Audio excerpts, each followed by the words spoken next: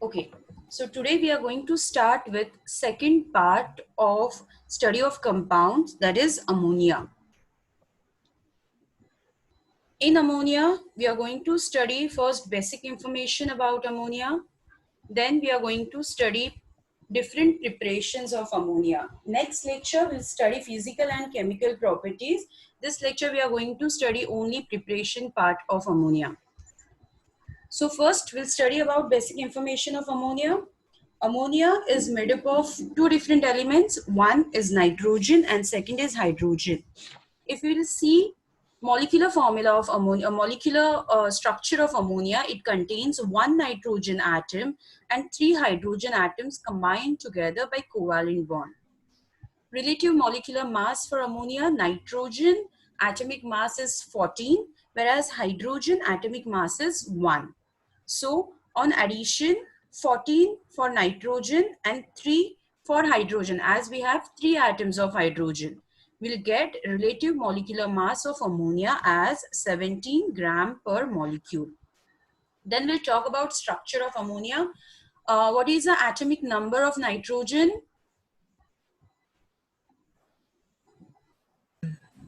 Atomic number of nitrogen is 7. 7, right? So how will distribute electrons? 2 electrons in first shell and 5 electrons in second shell, right? So nitrogen, outermost shell of nitrogen contains 5 electrons, whereas hydrogen atomic number is 1 and outermost shell contains only 1 electron. Nitrogen, when combines with hydrogen, there is a sharing of pair of electrons between nitrogen and hydrogen. So in ammonia, one nitrogen atom is going to share pair of electron with hydrogen. As I said, nitrogen contains 5 electrons in outermost shell, and in ammonia, nitrogen is going to combine with 3 atoms of hydrogen. 2 electrons will remain unbonded in outermost shell. These 2 electrons are called as lone pair of electron. I think we have done with this concept before. What is lone pair of electron? Right? The pair of electron unbonded or which is not involved in bonding is called as lone pair of electrons. So ammonia forms a structure in which one atom of nitrogen combines with three atom of hydrogen with covalent bond by sharing of electrons between nitrogen and hydrogen. Now we'll talk about occurrence of ammonia.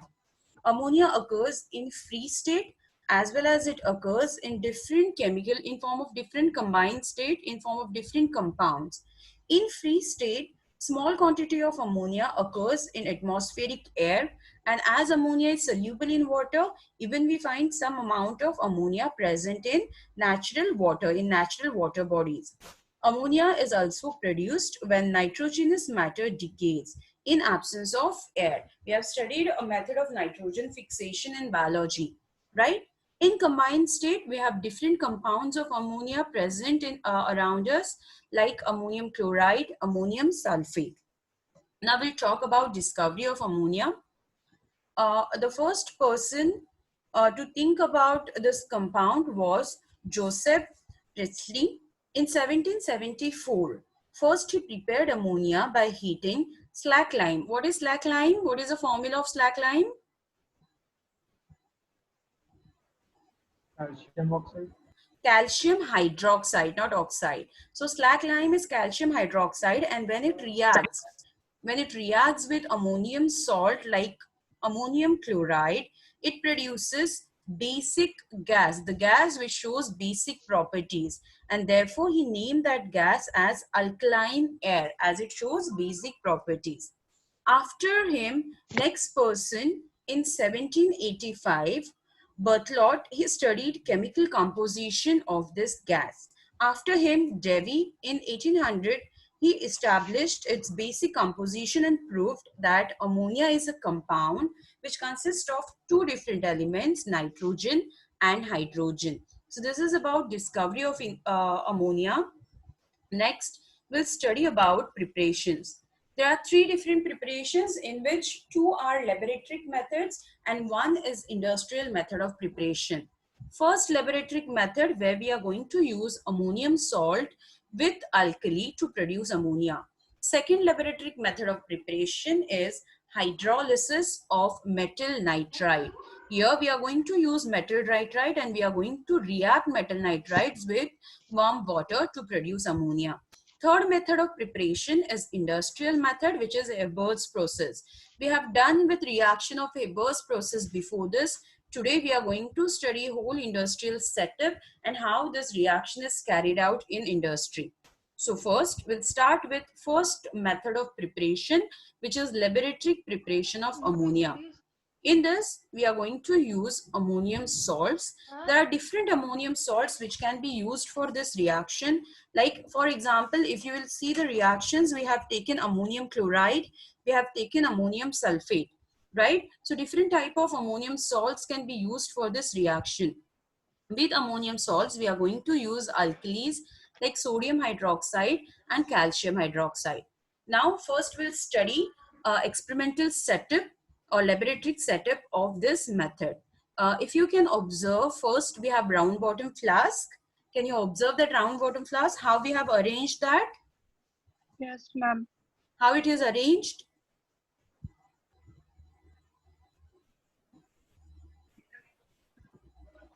Generally, we keep round bottom flask in standing position, right?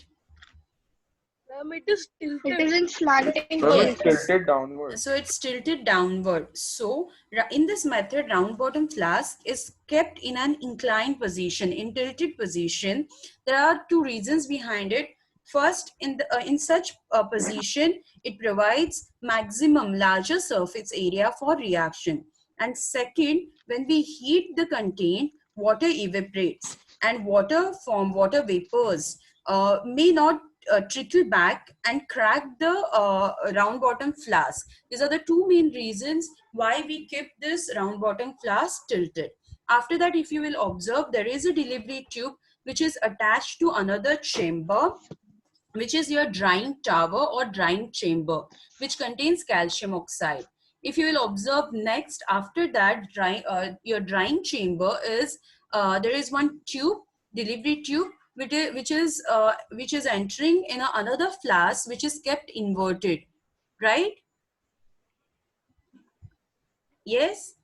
Yes, ma'am. Yes. So now we'll talk about understanding. in laboratory arrangement. First, we have round bottom flask. Can you observe that, Vishwam? Yes, ma'am. Yes, round bottom flask is arranged or it's kept in inclined position, as it will provide maximum surface area for reaction in such position. Yes, this round bottom flask is then attached through delivery tube to second chamber, which contains calcium oxide. Can you observe that second chamber? Yes, ma'am.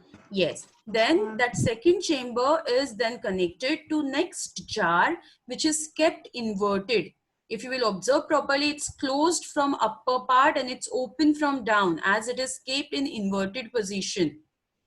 Right? Yes, ma'am. ma'am. Yes. Yes, ma'am. Yes. Now we'll talk about all these arrangements in this reaction or how reaction is carried out in this. So in apparatus, right now we have discussed about round bottom flask and other arrangements. Now we'll talk about reactants. Now in reactants, we are going to take different ammonium salts. Now, if you will observe reactions, we have taken ammonium chloride and ammonium sulfate for reaction, right? Amount of ammonium chloride. Ammonium chloride, we have studied before that ammonium chloride is subliminary salt, right? So if we are using ammonium chloride in this reaction, then we need to take ammonium chloride in higher ratio, right? As it is possible that some amount of ammonium chloride will sublimate in reaction. So if you are taking ammonium chloride, we are going to take it in higher amount. Then even you can take ammonium sulfate. Ammonium nitrate, if you will try to use in this method, it will form explosive reaction because ammonium nitrate is explosive in nature. And this is the reason why we don't use ammonium nitrate in this method of preparation. it will explode, it will form a decomposition and it will produce nitrogenous oxide with formation of water vapors. Next reactant is calcium hydroxide. We know that, can you yes. repeat? Which one? Ma'am, the one just you said before this. Ammonium nitrate. See, as we have seen the two reactions above, we have taken ammonium chloride and ammonium sulfate as reactant, right, as ammonium salt. But there is one more salt, ammonium nitrate. But we never use this in this method, as ammonium nitrate itself is an explosive in nature. And in reaction, if you will use it, it will decompose to produce nitrous oxide and water vapors. There's a reason why we don't use ammonium nitrate for this method. Okay, second reactant is either calcium hydroxide or sodium hydroxide. We generally use calcium hydroxide as it is cheap and easily available, right, and it is non-deliquescent salt. Then we'll talk about products formed. If you will observe reaction, there is formation of salt, water and ammonia in this reaction. Now we'll talk about drying process. Now again, if you will observe laboratory arrangement, your round bottom flask is attached to drying chamber through delivery tube. As reaction occurs in your round bottom flask, there is a production of ammonia gas and it moves from round bottom flask to your drying chamber. Your drying chamber contains calcium oxide.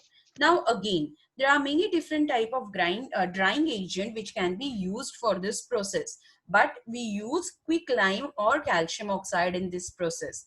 As we know that ammonia is basic in nature, if you will use concentrated sulfuric acid, if you remember in HCl, we have used concentrated sulfuric acid as drying agent, right? Yes? Yes, ma'am. Yes. So Yes. here we Yes. use, here we are not going to use concentrated sulfuric acid, as your sulfuric acid will react with ammonia to form acid-base reaction and it will produce ammonium sulfate. But in reaction, we want ammonia as a product. Therefore, we never use concentrated sulfuric acid. With concentrated sulfuric acid, even we can use phosphorus pentoxide or calcium chloride. But again, phosphorus pentoxide or calcium chloride forms reaction to produce other components, and therefore we never use phosphorus pentoxide or calcium chloride in this reaction. After this, we'll talk about collection of ammonia gas. Yes. Can you repeat it? Your voice was breaking. A drying agent, a drying method. Yes. Okay. Yes. So in this method, in drying chamber, we use calcium oxide as drying agent. Okay. We can't use concentrated sulfuric acid as it forms acid-base reaction. Even phosphorus pentoxide or calcium chloride cannot be used as they produces different ammonium salts in reaction. Okay. After this, we'll talk about collection method for ammonia gas. Ammonia gas is collected by downward displacement of air. Which type of collection method we have used for HCl?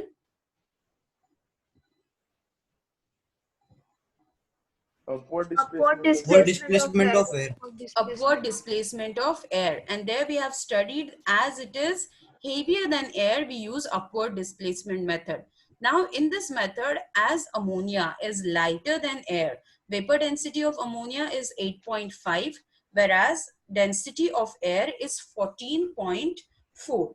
So as vapor density of ammonia is less as compared to air, it is lighter than air. And therefore we use method of downward displacement of air.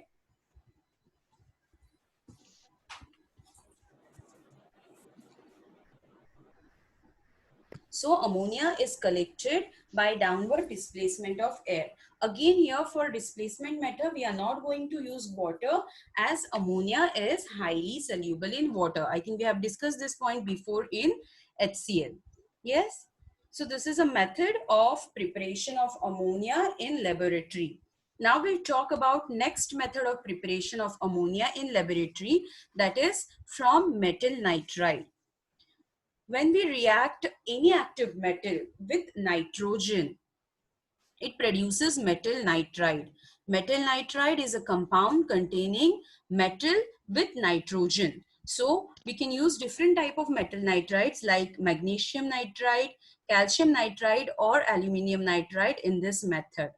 This method is also called as hydrolysis, as we are going to use this, react this metal nitride with water. Now we'll talk about apparatus or laboratory arrangement of this method. Here again we have taken round bottom flask. In round bottom flask, we are going to take our metal nitride. Through Thursil funnel, we are going to add warm water in this reaction. Round bottom flask is connected to drying chamber containing calcium oxide as drying agent, and after drying chamber again we have arrangement to collect ammonia by downward displacement of air. We'll talk about reaction. Magnesium nitride, calcium nitride, or aluminium nitride reacts with water molecules to produce respective hydroxide. Magnesium hydroxide, calcium hydroxide, and aluminium hydroxide with formation of ammonia gas. Next, we'll talk about reactants used in this method. First reactant used in this method is metal nitride. Generally, this these metal nitrides are very expensive, and therefore, as at very large or less amount, we use this method in laboratories. Second reactant we are going to use is warm water. Products produced are methylhydride and ammonia. Drying agent, same as first method. In second method, we are going to use quicklime calcium oxide as drying agent. We are not going to use sulfuric acid or phosphorus pentoxide, as it produces other compounds in reaction. Next, we'll talk about collection of ammonia gas. Ammonia gas is collected by downward displacement of air, as ammonia is lighter. Density of ammonia is 8.5 and it is lighter as compared to air, and therefore we collect it by downward displacement of air. Is there any confusion or any query related these two methods, laboratory methods of preparation? No, ma'am. Sure? No, ma'am. All points are clear about arrangement and why do we use which reactants and why do we use calcium oxide as a drying agent in this method? Yes, ma'am. All of you? Yes, ma'am. Yes. Ma'am. Yes. So now we'll move towards next very, very important method of preparation, which is Haber's process of industrial preparation of ammonia. Now, if you can observe on slide, there is a whole setup of arrangement, industrial arrangement for preparation of ammonia. See, the very first chamber where we have shown entry of nitrogen and hydrogen gas, the very first chamber is compressor. This chamber is called as compression pump. Second chamber, if you will observe, they have written catalyst at 700 K. It's a second chamber called as catalytic chamber.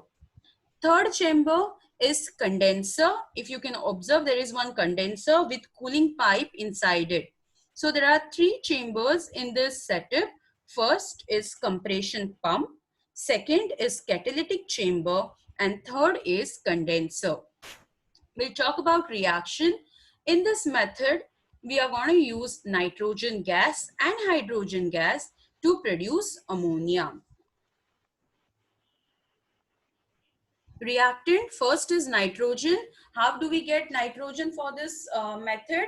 By fractional distillation of air.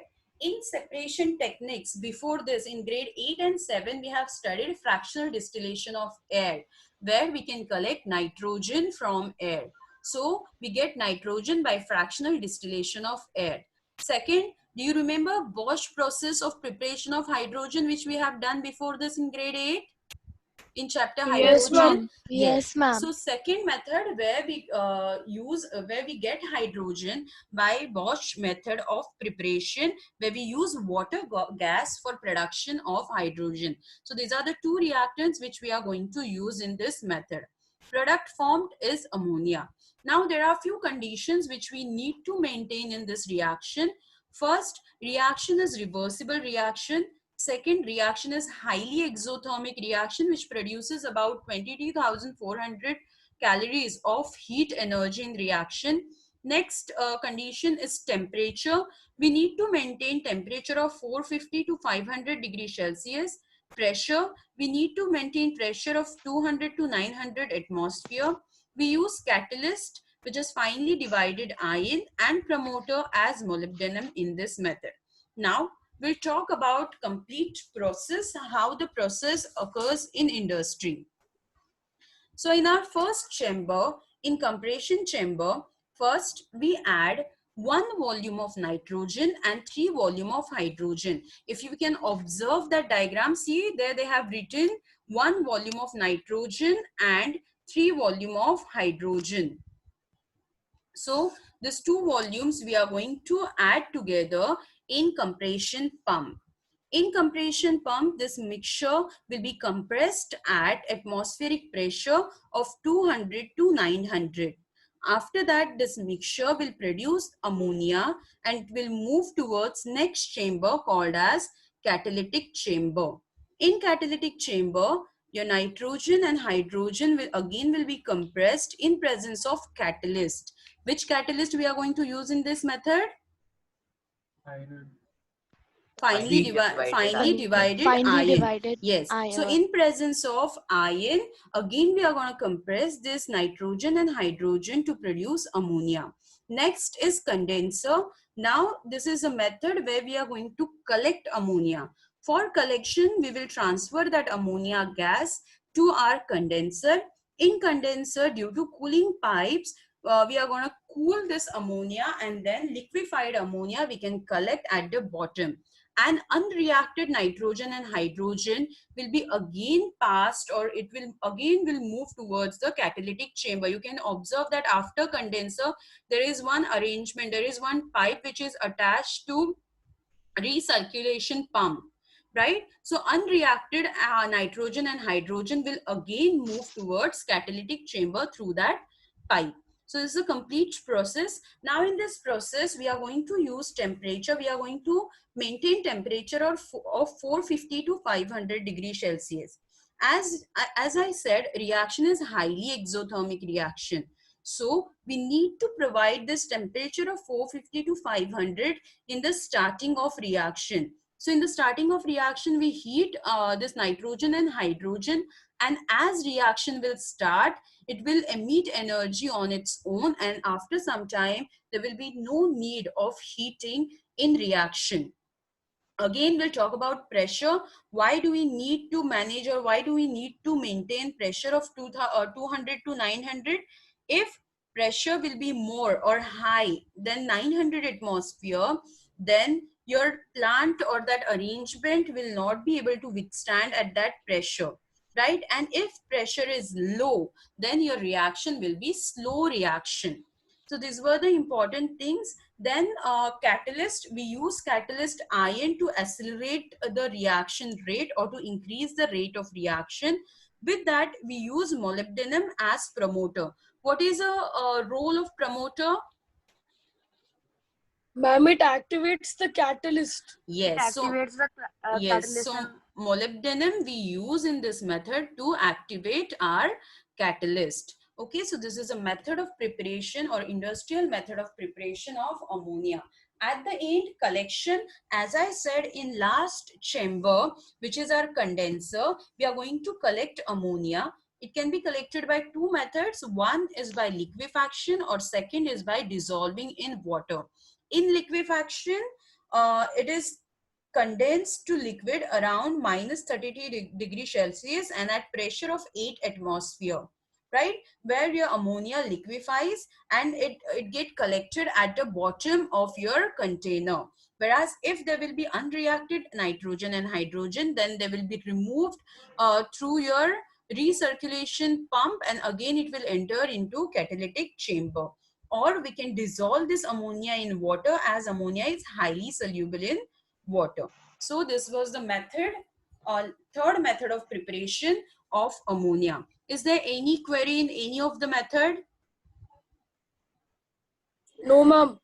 Okay, so these were the three methods of preparation of ammonia. Next lecture will proceed with physical and chemical properties of ammonia. Ma'am, Yeah. Yes, Kshitij. Om is asking that there is something like blue wheel-like structure in the Book's diagram. What there is? Ma'am, there is Ma'am, something